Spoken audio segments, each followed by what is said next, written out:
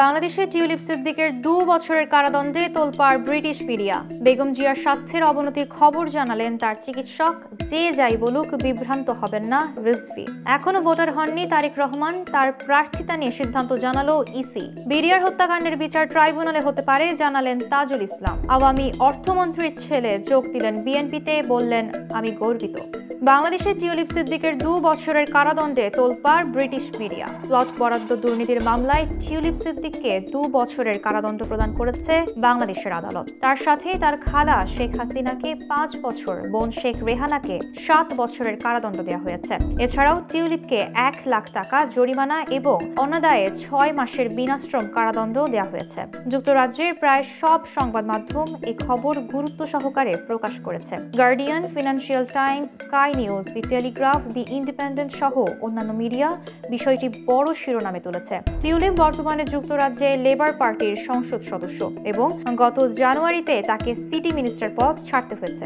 গণমাধ্যমগুলোর প্রতিবেদনে বাংলাদেশে টিউলিপের অনুপস্থিতিতেই তার বিরুদ্ধে দুর্নীতি মামলার বিচার সংক্রান্ত বিস্তারিত তুলে ধরা হয়েছে। রায় আন্তর্জাতিক গণমাধ্যমে ব্যাপক আলোচনার কেন্দ্রবিন্দুতে পরিণত হয়েছে। আবারও বেগম খালেদা জিয়ার স্বাস্থ্যের অবনতি হয়েছে।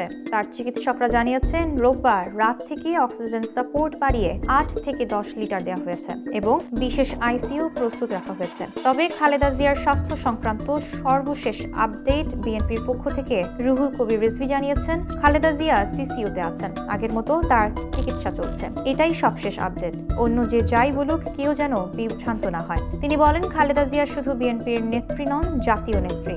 আমরা আল্লাহর কাছে দোয়া করব তিনি যেন দ্রুত আরোগ্য লাভ করেন। এদিকে এভার কেয়ারে চিকিৎসাধীন বেগম জিয়াকে নিয়ে বিভ্রান্তি ছড়ানো হচ্ছে দাবি করে সবাইকে সতর্ক থাকার আহ্বান জানিয়েছে বিএনপি। বেগম জিয়াকে গত বৃহস্পতিবার সংক্রমণ শঙ্কায় সিসিইউতে রাখা হয়। এখনো ভোটার হননি তারেক রহমান, তার প্রার্থিতা নিয়ে সিদ্ধান্ত জানালো ইসি। এখনো ভোটার হিসেবে নিবন্ধিত করেননি বিএনপির ভারপ্রাপ্ত চেয়ারম্যান তারেক রহমান। তবে ইসি সিদ্ধান্ত দিলেই তিনি আগামী নির্বাচনে ভোটার ও প্রার্থী হওয়ার সুযোগ পাবেন। ইসির এই এখতিয়ার আছে। বিএনপির ভারপ্রাপ্ত চেয়ারম্যানের ভোটার হওয়া প্রসঙ্গে এক প্রশ্নের জবাবে এমন মন্তব্য করেছেন ইসি সচিব আখতার আহমেদ। নির্বাচন ভবনে এক সংবাদ সম্মেলনে ইসি সচিব বলেন, যারা 2025 সালের 31 অক্টোবর পর্যন্ত নিবন্ধিত হয়েছেন তাদের নামই ভোটার তালিকায় আসবে। এরপর কেউ ভোটার হলেও তিনি আগামী নির্বাচনে ভোট দিতে পারবেন না। এরপর জানতে চাওয়া হয় তারেক রহমান নির্বাচন করতে পারবেন কিনা। উত্তরে সচিব বলেন করতে পারেন, যদি কমিশন সিদ্ধান্ত দেয়। এই সিদ্ধান্ত দেওয়ার এখতিয়ার কি হবে এমন প্রশ্নের জবাবে ইসি সচিব বলেন, আইনে এটা আছে যে কাউকে ইসি এই সুযোগ দিতে পারে। বিডিআর হত্যাকাণ্ডের বিচার ট্রাইব্যুনালে হতে পারে জানালেন তাজুল ইসলাম। বিডিআর হত্যাকাণ্ড যদি মানবতা বিরোধী অপরাধের মধ্যে পড়ে কিংবা ট্রাইব্যুনালে বিচার উপযুক্ত, তাহলে বিচার ট্রাইব্যুনালে হবে, অন্যথায় প্রচলিত আইনে হবে। এমন তথ্য জানালেন আন্তর্জাতিক অপরাধ ট্রাইব্যুনালের চিফ প্রসিকিউটর তাজুল ইসলাম। তিনি জানান 2009 সালের বিডিআর হত্যাকাণ্ডের অভিযোগে প্রসিকিউশনের কাছে এসেছে, তা যাচাই বাছাই করে দেখা হবে। এই বিষয়ে কোনো সিদ্ধান্ত পৌঁছানোর আগে জাতীয় স্বাধীন তদন্ত কমিশনের প্রতিবেদনও খতিয়ে দেখা হবে বলে জানান তিনি। তাজুল ইসলাম বলেন, একটি অসাধারণ কাজ হয়েছে। কারা অপরাধী ছিল, কারা পরিকল্পনাকারী ছিল, কারা কারা এখানে সম্পৃক্ত ছিল, এসব জিনিস যেহেতু উদ্ঘাটন করা গেছে, আশা করা যায় এর মাধ্যমে তাদের বিচারও নিশ্চিত করা সম্ভব হবে। আওয়ামী অর্থমন্ত্রীর ছেলে যোগ দিলেন বিএনপিতে, বললেন আমি গর্বিত। আনুষ্ঠানিকভাবে বিএনপিতে যোগ দিলেন আওয়ামী লীগের সাবেক অর্থমন্ত্রী শাহ এম এস কিবরিয়ার ছেলে রেজা কিবরিয়া। বিএনপিতে যোগদান শেষে রেজা কিবরিয়া বললেন আমি গর্বিত।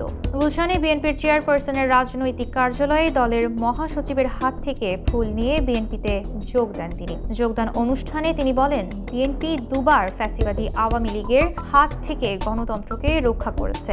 একবার প্রেসিডেন্ট জিয়াউর রহমান করেছিলেন, আরেকবার খালেদা জিয়া। জিয়াউর রহমানকেও তার আদর্শ বলেও জানান তিনি। তার বাবা কিবরিয়া 1996 থেকে 2001 মেয়াদে শেখ হাসিনা সরকারের অর্থ মন্ত্রণালয়ের দায়িত্বে ছিলেন। গ্রেনেড হামলায় তিনি নিহত হয়েছেন, কিন্তু আওয়ামী লীগ এই হত্যার বিচার না করায় ক্ষোভে ও অভিমানে দল ছাড়েন রেজা। পরে গণফোরামে যোগ দিয়ে 2018 সালের নির্বাচনে ধানের শীষ প্রতীক নিয়ে প্রার্থী হয়েছিলেন রেজা।